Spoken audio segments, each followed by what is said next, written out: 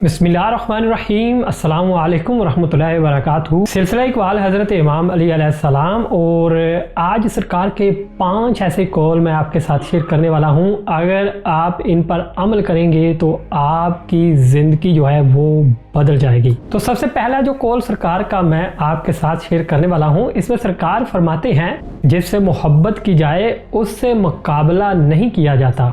किसी को पा लेना मोहब्बत नहीं बल्कि किसी के दिल में जगह बना लेना मोहब्बत है।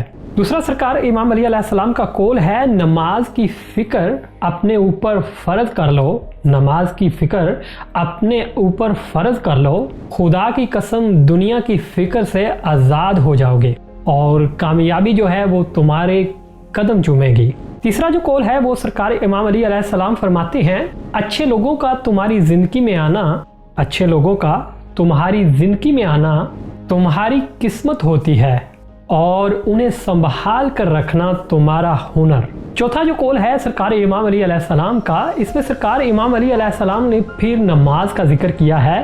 तो सरकार इमाम अली अलैहिस्सलाम फरमाते हैं, अपना बेहतरीन वक़्त को नमाज में वक्फ करो क्योंकि तुम्हारे सब काम तुम्हारी नमाज के बाद ही कबूल होंगे।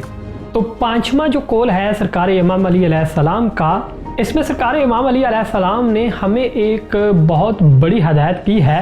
तो सरकार फरमाते हैं, इतना खुशक ना बनो, इतना खुशक ना बनो कि तोड़ दिए जाओ, इतना खुशक ना बनो कि तोड़ दिए जाओ और इतना नरम ना बनो कि निचोड़ दिए जाओ। अल्लाहुम्मा सल्ली अला मुहम्मदिन व आले मुहम्मद। मैं उम्मीद करता हूँ आपको मेरी छोटी सी कावज़ जो है वो पसंद आई होगी। नमाज जो है उसे अपनी ज़िंदगी का मामूल बना लें और तमाम मामलात से पहले जो है वो नमाज अदा करें और फिर जो है दूसरा काम करें, क्योंकि इससे आपकी जो दुनिया वाली ज़िंदगी है वो भी बेहतर हो सकेगी और इंशाल्लाह आखिरत जो है वो भी संवर सकेगी। तो दुआ में याद रखिएगा, फिर एक नई वीडियो के साथ मुलाकात होगी। अल्लाह हाफिज़।